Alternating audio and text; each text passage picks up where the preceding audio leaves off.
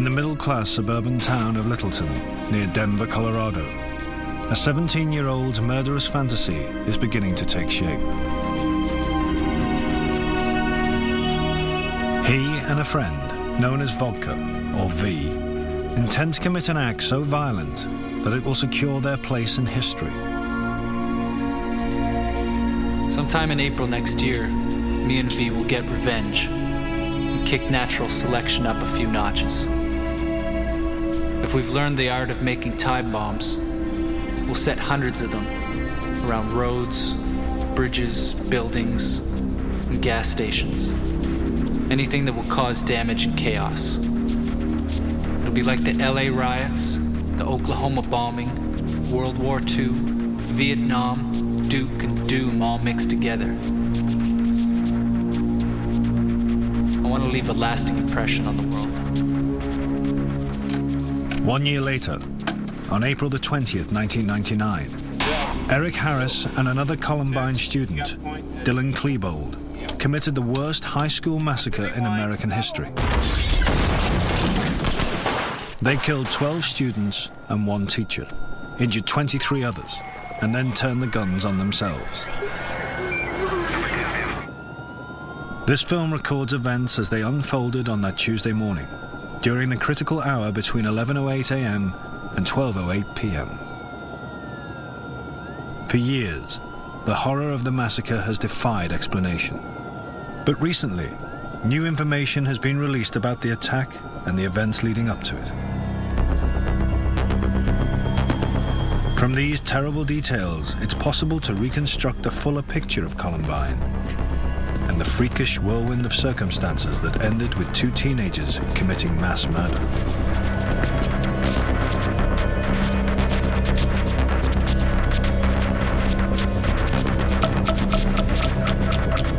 At 11:08 in the morning, and Eric Harris is 3 minutes away from Columbine. MBK came quick. Everything I see and hear, I relate to MBK somehow. Feels like a goddamn movie sometimes. MBK is Eric and Dylan's code name for the coming massacre. It stands for Natural Born Killers, a movie they both admire. The film tells the story of Mickey and Mallory, 2 mass murderers with traumatized childhoods who become media celebrities. For Eric and Dylan, the movie seems to represent a kind of redemption, that they, like the fictional characters, are ultimately superior. I know we're gonna have followers, because we're so fucking godlike. I mean, we're not exactly human. We have human bodies, but we've evolved one step above you fucking human shit. I mean, we actually have fucking self-awareness. A key element in Eric and Dylan's sense of alienation comes from their school. I hate you people for leaving me out of so many fun things. And no, fucking don't say, well, that's your fault, because it isn't. You people had my phone number, and I asked and all. But no, don't let the weird Eric kid come along. Oh, fucking no. In Columbine High School's unspoken hierarchy, Eric and Dylan see themselves at the bottom of the pile. The weird kids who hang out with the other outcasts. At the very top are the jocks, a group with their own rules of conduct and their own dress code, which includes white baseball caps. Jocks are not necessarily athletes.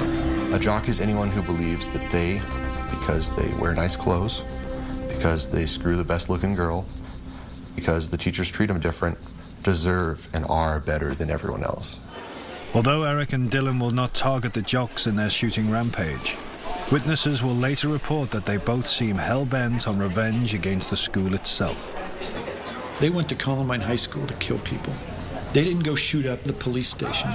They didn't go to the public library. And that's because they hated this school. They hated the injustice of this school. They hated the environment. And I am not in any way condoning what they did, or I'm just trying to find the answers. You've given us shit for years. You're fucking gonna pay for all the shit. We don't give a shit. 'Cause we're gonna die doing it. At 11:09 a.m., The cafeteria at Columbine is just starting to fill with students on their lunch break. At some point earlier that morning, Eric Harris and Dylan Klebold planted two 20-pound propane bombs in the cafeteria. Both bombs were set to explode at 11:17, just as the cafeteria reaches the peak of the lunchtime rush. The plan was to kill as many students as possible in the explosions and to execute survivors.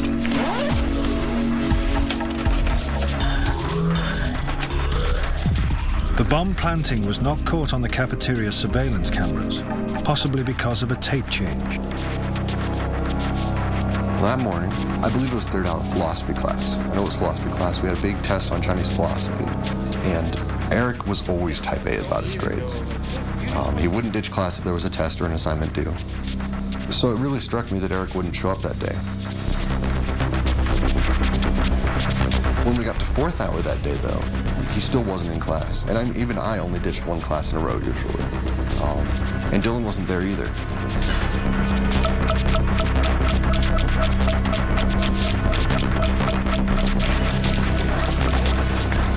Another Columbine student is 17-year-old John Savage.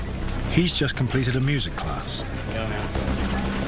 I got to school early, did some homework.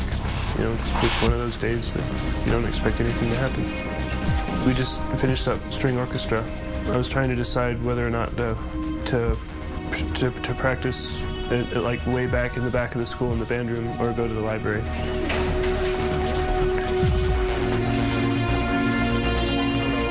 Among the teachers on duty is Dave Sanders. He's a popular sports coach in the school because of his ability to get the best out of the least likely athletes. Patty Nielsen is a 35-year-old teacher working part-time at the school.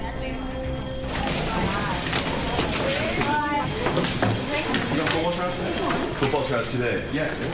Normally she heads home after her morning art classes, but today she's been assigned to monitor the hallways, which are just starting to fill with hundreds of students heading for lunch in the cafeteria.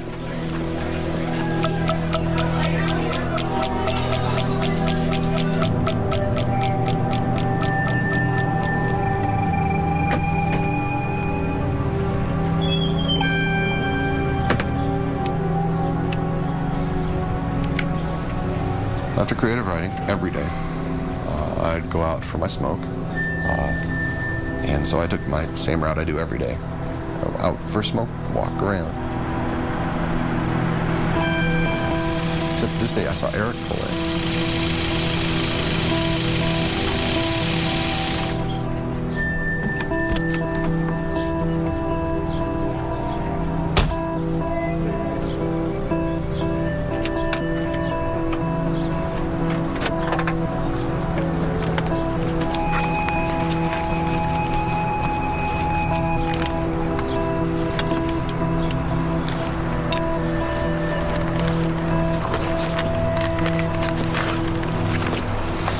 Since he had missed 2 hours of school, I went up to see what was going on. And I called him a few names, and he laughed, called me a few names back, and we had this little interchange where I was cussing him out, basically. Which is really weird that he didn't shoot me for that. But I cussed him out. Eric, filmed here, and Brooks have had a tempestuous history. A year earlier, Brooks found his name on Eric's website. Eric was threatening to kill him. There was information on there that Eric was building pipe bombs, detonating pipe bombs, and said that essentially he wanted to kill Brooks Brown. Brooks's parents reported Eric's threat to the police. This was not the first time Eric's name had been brought to the attention of the police in the 2 years before the shootings. But they were unable to access Eric's website and mislaid paperwork related to the complaint. If they'd acted on these claims, Eric would have been in jail. It's very simple. And Columbine never should have happened. In the meantime, Brooks Brown had made his own peace with Eric. It probably saved his life. What the hell is wrong with you, man? You weren't in third hour. You missed the test. It doesn't matter anymore. Then he looked at me. I said, dude, you missed the huge test. He said it didn't matter anymore. And then he looked at me and he said, Brooks, I like you now. Get out of here, go home. Go home.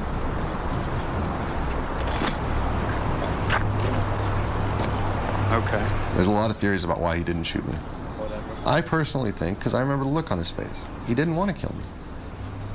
And I wasn't the only person that let go of that jet. John Savage, actually. I was friends with him. Screech, he was a great guy.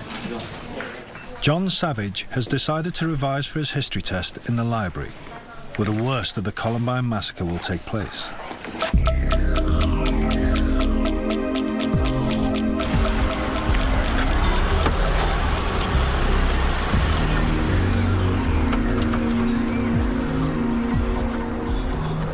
Eric and Dylan have arrived with a huge arsenal of weapons. After the attack, the police would count 2 sawn-off shotguns, 2 9mm guns, and 99 bombs, including the 2 20-pound propane bombs in the cafeteria and booby trap bombs in each of their cars. They have spent a year gathering these weapons, a year planning a massacre intended to wipe the school off the map.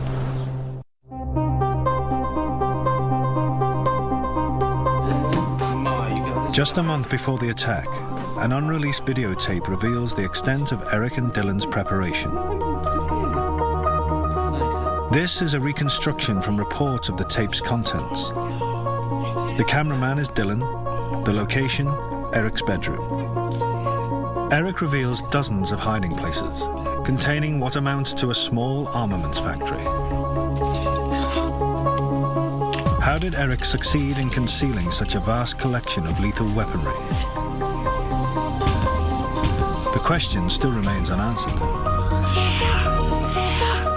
Eric's parents have not spoken publicly since the massacre. Hi, Mom! But his play acting at the end of the tape shows that Eric is well aware of his skills in the art of deception. What's going on? It'll be the most nerve-wracking 15 minutes of my life. After the bombs are set, we're waiting to charge to the school. Seconds will be like hours. God, I can't wait.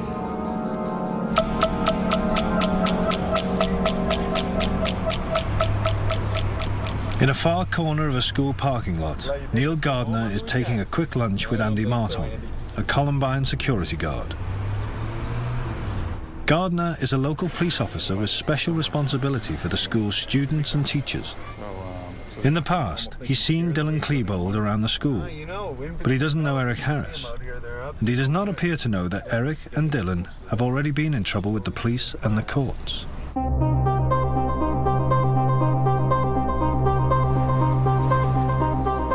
"15 months earlier, they'd broken into a van and stolen electrical equipment. They were later arrested on felony charges of criminal trespass and theft. At their court hearing, both were ordered to undergo courses designed to steer juveniles away from crime. After completing his course, Eric seemed contrite. I am happy to say that with the help of this class and some other diversion-related experiences, I do want to try and control my anger." Eric's private journal tells a different story. Isn't America supposed to be the land of the free? How come if I'm free, I can't deprive some fucking dumb shit of his possessions if he leaves them in the front seat of his fucking van, in plain sight, in the middle of fucking nowhere, on a fucking day night? Natural selection. Fuckers should be shot. Their encounter with the law reveals the existence of a kind of parallel universe. While outwardly apologetic and reformed, Eric and Dylan were now bonded by a shared rage. My wrath from January's incident will be godlike. Not to mention our revenge in the Commons. The Commons is the Columbine cafeteria. Eric and Dylan have drawn up detailed plans for the attack. The bombs are set to explode in 1 minute's time. There are 480 students inside, almost a quarter of the school's population. Richard Castaldo is on his way out to meet his friend Rachel Scott. They plan to have lunch just outside the school's west entrance. In their trench coats, Eric and Dylan attract little attention. They've often worn this uniform to school. The attack is now just seconds away. When I first sat down, to eat my lunch, I saw a couple of guys kind of off to my left, and they threw some, I didn't know what it was at the time, but it was a pipe bomb. And I remember it went off and it didn't really do anything. And I thought, at first I just kind of thought they were, screwing around. Because, it was, I guess, like a senior prank or something, because school was about to end.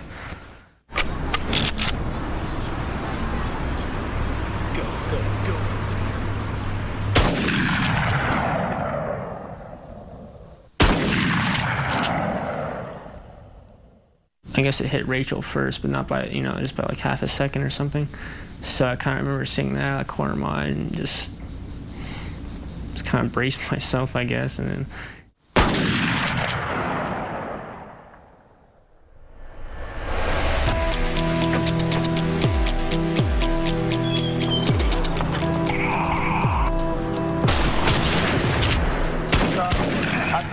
I saw him throw a couple grenades on the roof and they exploded, and then I saw him shooting guns down towards the parking lot. Inside the school, no one's sure what's going on.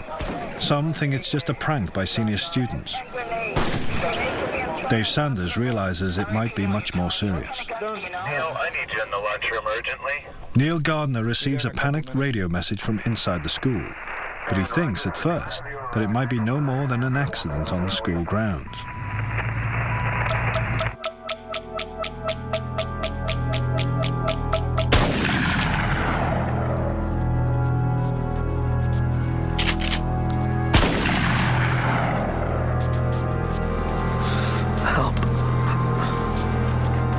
Sure. I'll help you. Black trench coat and a shotgun, okay. We've got another kid. He's got safe. His shotgun safe is hanging off. Okay. We've got another one. All right, everyone, we think there's someone shooting outside. I want you quiet. I want you to all make your way outside this way only.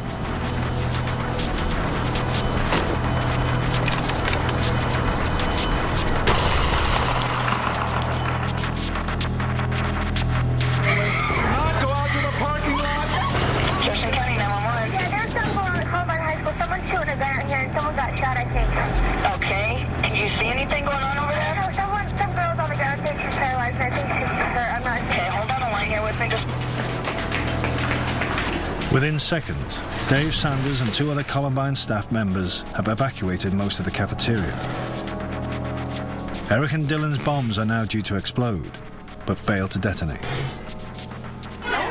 Dave Sanders now embarks on a determined attempt to secure as much of the school as possible. Quiet, quiet, quiet, quiet. Even if they come in, stay very still, okay?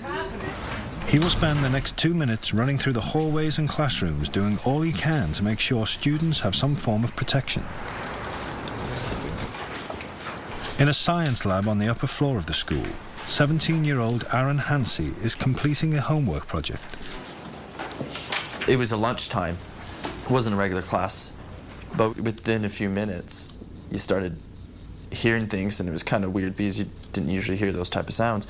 And then you started feeling the floor move or the walls move. Just really curious at that point because I had no idea what was going on. But shortly after, when a teacher came in, then we found out what was going on. Everybody get down behind your workbenches. I'm going to lock the door so the teacher came in and informed us that people were shooting inside the school and to get down behind the workstations. He informed us that he was locking the doors. We can leave. They were fine. You can go through them, but you can't come in. This is what we always wanted to do. This is awesome. Let's do it.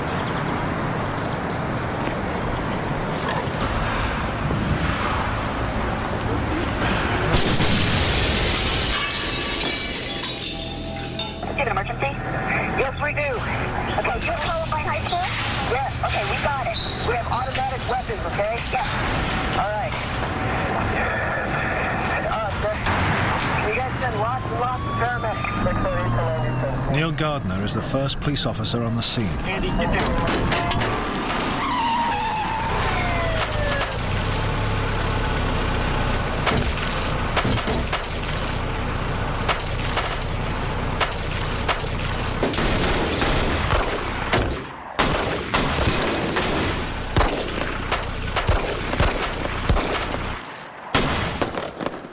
code 33. Shots fired. Shots in the building. Gardner believes momentarily that he may have hit one of the gunmen. Several shots, code 33. The end of the gun battle with Gardner marks the beginning of Eric and Dylan's attack inside the school.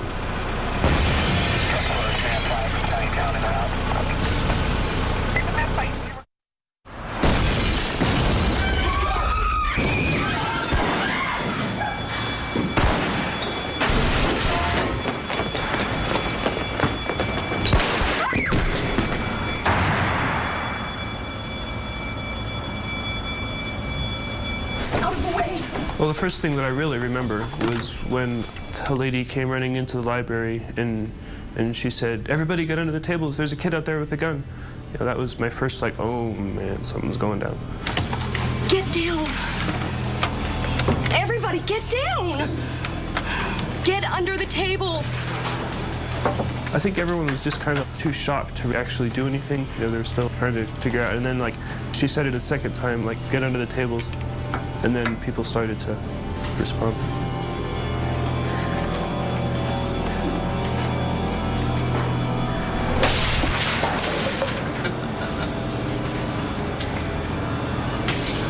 First, actually, I thought it was just some, like, random person that came in off the street and, you know, just like some crazy maniac or something. It didn't even, like, click at that time that it could have been a student, because, you know, I didn't think anyone at Columbine would, like, start shooting people. Oh! Yeah! I just kind of sat and waited, you know. I guess I was just hoping I wasn't going to die, really. Jefferson County 911. Yes, I am a teacher at Columbine High School. There is a student here with a gun. He has shot out a window. I believe one I've been Columbine High School. I don't know what's in my shoulder. If it was just a last one through what. Okay, has anybody been injured, ma'am? Yes. Who is the student, ma'am? I do not know who the student is. Okay. We've got help on the way, ma'am. Okay. Oh, God. Stay on. Oh, God.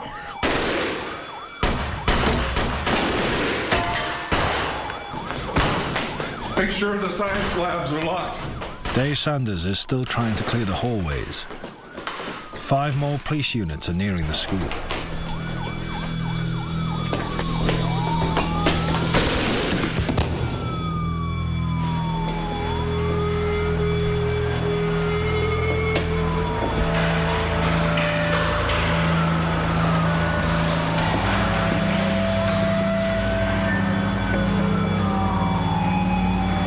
Dave Sanders is badly injured. The killing spree inside the school is about to begin.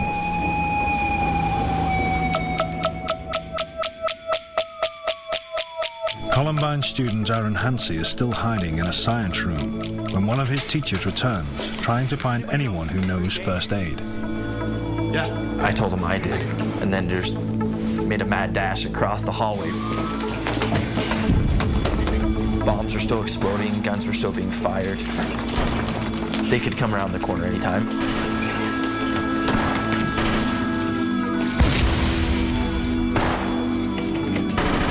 Dave Sanders has crawled out of the hallway and collapsed in a nearby science room. He's in desperate need of medical attention. And then we went through the back doors into the corner science room where I found Dave Sanders.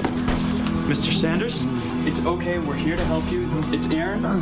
The paramedics are on their way. When I first got to Dave, he was conscious, fully aware of what was going on. So when we got to him, he was on his stomach. I thought he had been shot with a shotgun or something, and just in the chest at close range or something like that.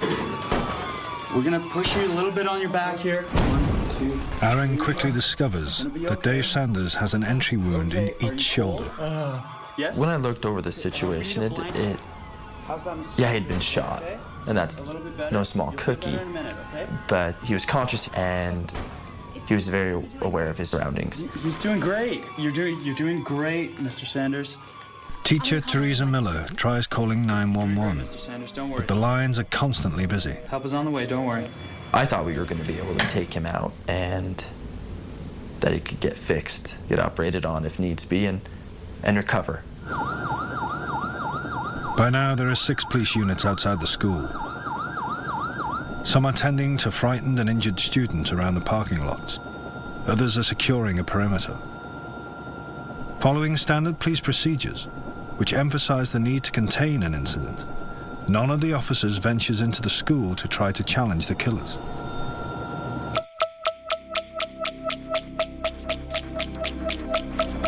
I'm not sure. In the next 7 minutes, Eric and Dylan will carry out the most brutal part of their assault on the school. The attack on the 56 students and staff hiding in the library. Get up! Everybody with white hats, stand up! This is for all the shit you've given us for the past 4 years! They said, everyone get out, we're gonna blow up the library. And then I thought, oh, well, maybe they just want to blow up the library as like a statement, you know, maybe they don't actually want to hurt anybody.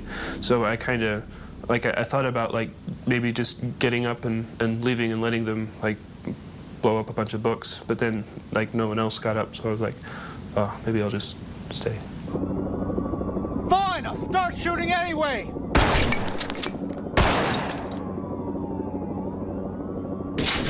My God. Okay, stay with me, ma'am. You're doing great. You are doing great, okay?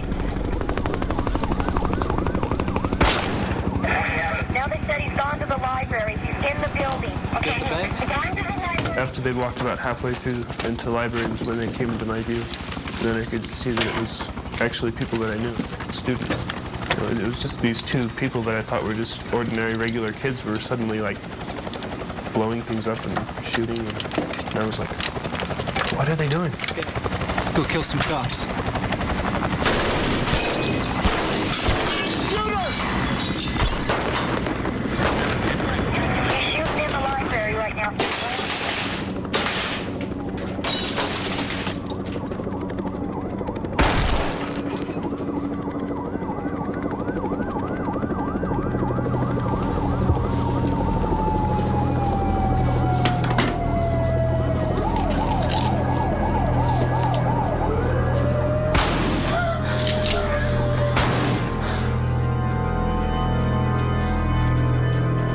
Quit your bitching.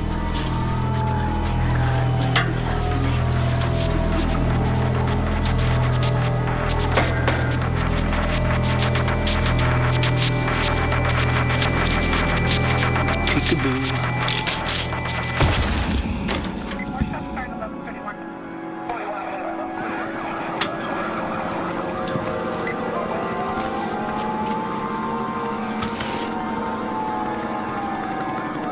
You want to die, huh? Well, we're all gonna die.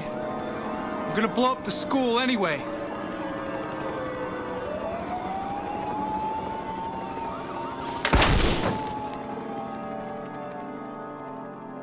It said something about like, oh look, it's the little nigger or something like that, and I knew who they were talking about. Reb! There's a nigger over here. Come on. And then I heard some more banging, you know, gunshots.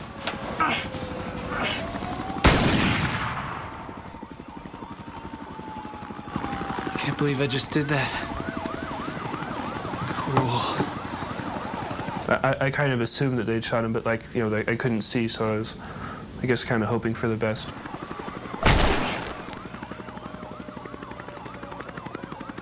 Who's ready to die next?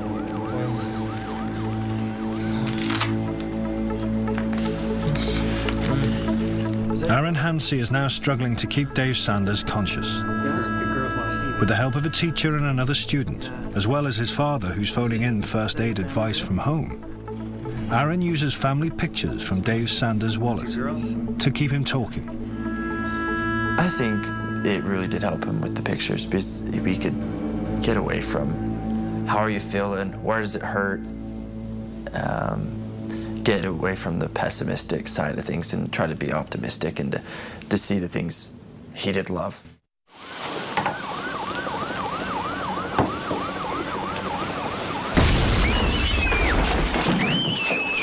Listen up! pieces of shit! This school is fucking dead! I'm in the back. I got some smoke coming from the building. I'm over here with the energy unit.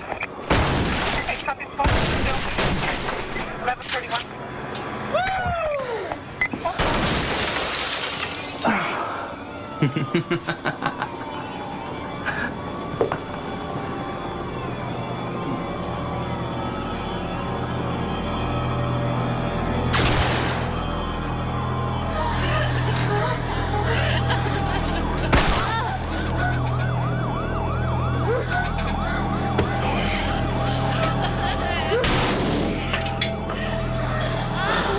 Pathetic!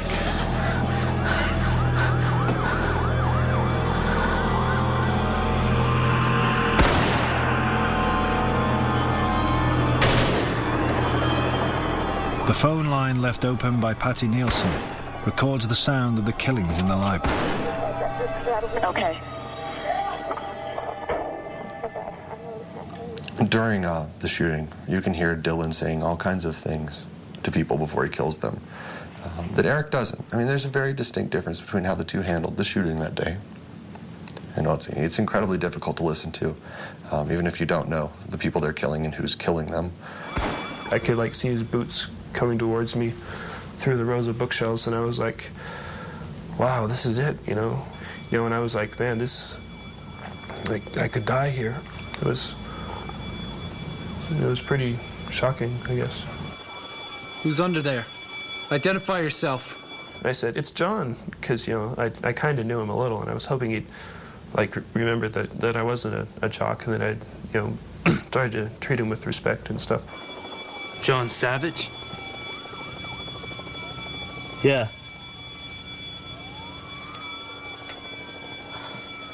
Hey, Dylan. What are you doing? Just killing people. Oh. It was just creepy. And then so I looked up at him and I said, are you going to kill me? And he said, what? Because the fire alarms and everything. So I asked louder, are you going to kill me?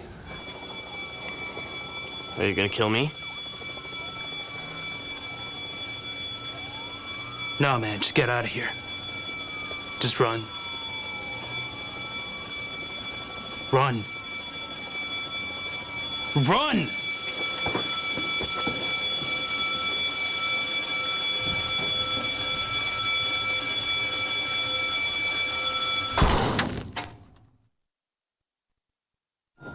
As the killings go on unchecked in the library, the police presence outside continues to build.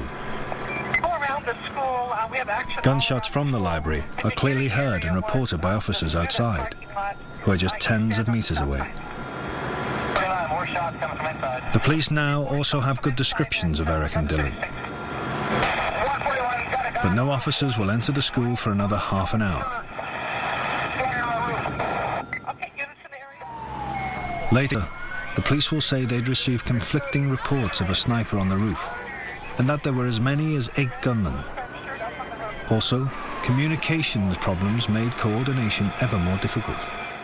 And one of the things the police don't want you to know about that day is that on April 20th, while the executions are taking place, while these innocent children are being murdered in the library, the outside library door is propped open, and the policemen that are standing by their cars on the lawn outside are listening to these children be murdered.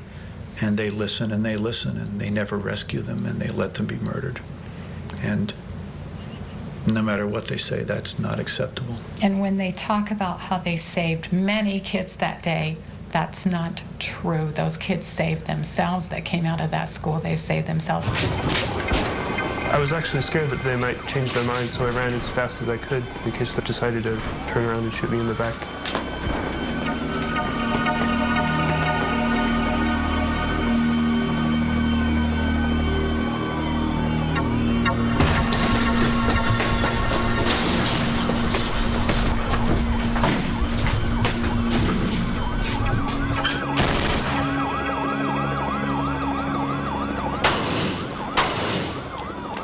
I'm out of ammo. Maybe we should start knifing people. That'd be more fun.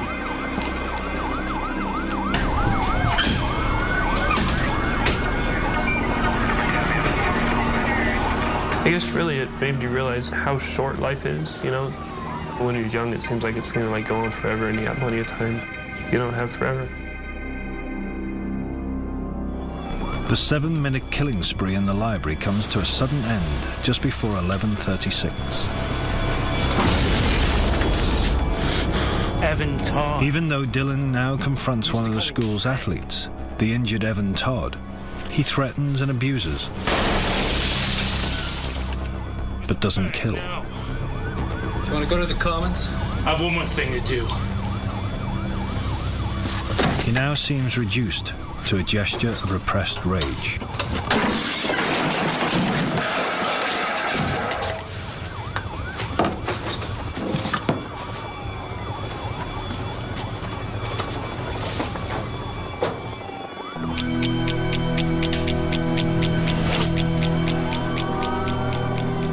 By the time Eric and Dylan leave the library, 12 students in the school are dead, 1 teacher is dying, and 23 others are injured, many of them seriously. There's been no pattern to the attack. Not one of their victims has been singled out because he or she is a figure of hate.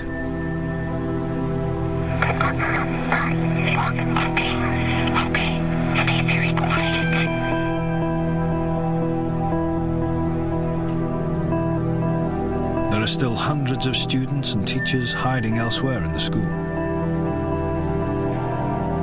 At one point, when Teresa was still on the phone and she was looking outside the door, trying to see what was going on, she saw the shooters come down the hall. They reloaded their firearms right there in front of our classroom.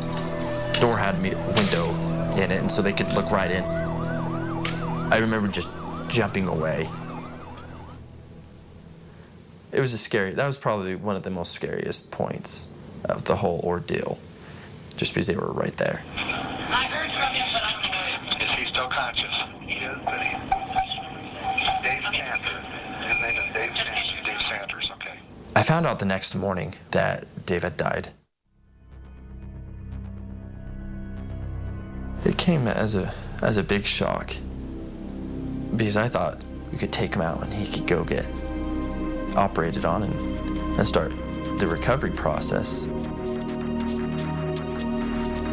I guess it broke my heart to think that he did die, because I tried my best.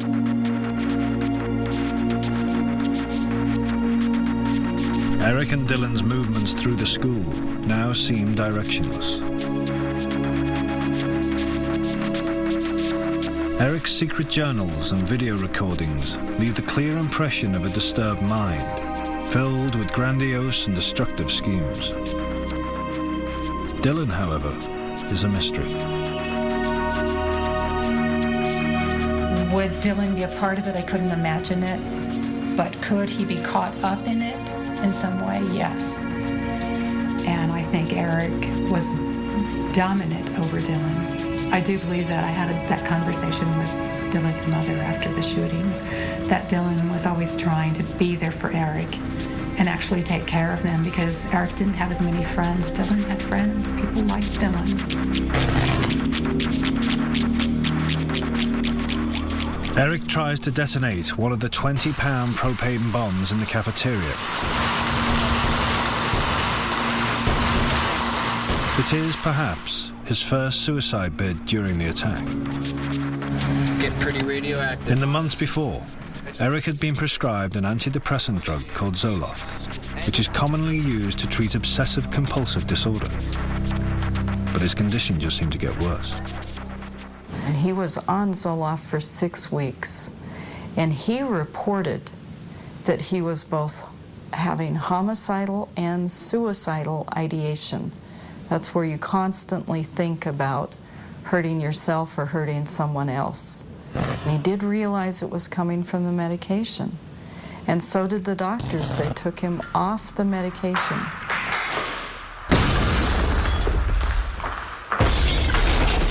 But all he got in exchange was a different brand name. He got Luvox.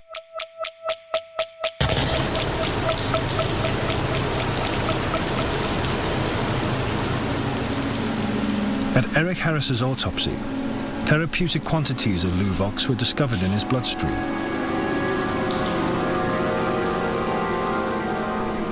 Dylan Klebold's autopsy report found no traces of drugs.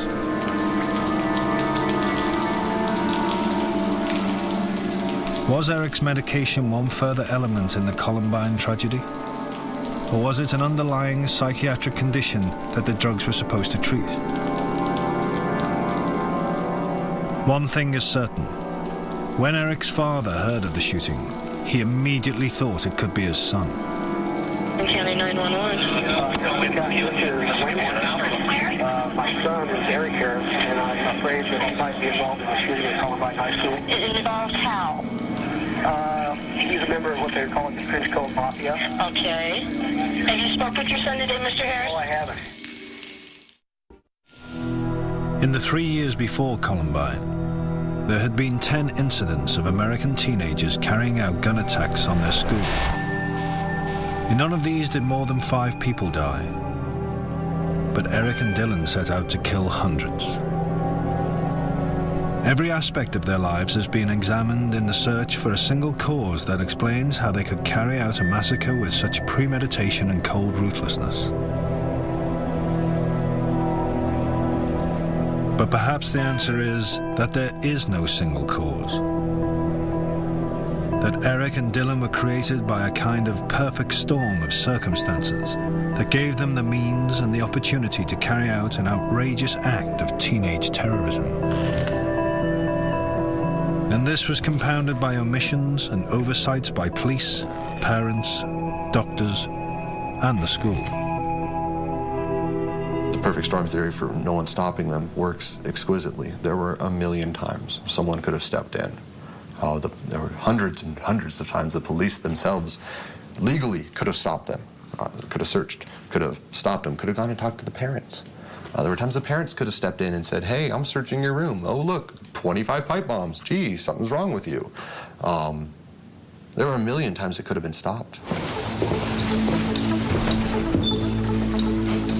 As midday approaches, Eric and Dylan make their final journey back towards the library. A 6-man police SWAT team is about to enter the school, but from an entrance at the far end of the building. The police will sweep through the school, room by room, and will reach the library, last of all, almost 3.5 hours later. Since Columbine, the local police have reviewed their tactics on what they call imminent threats. Officers responding to shooting incidents are now trained to intervene early.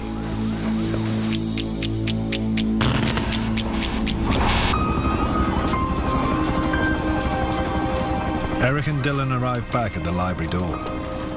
The terrible sights of death are shrouded in thick smoke.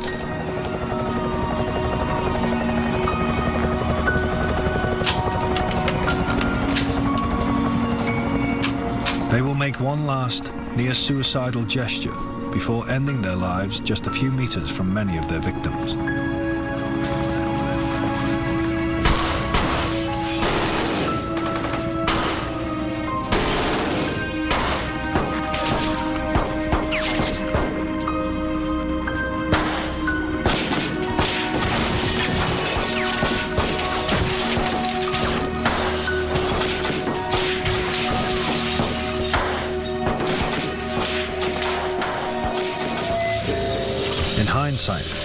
Eric and Dylan's own home-recorded videotapes carry a fearful warning. No. But few could have imagined that they would turn fantasy into tragedy.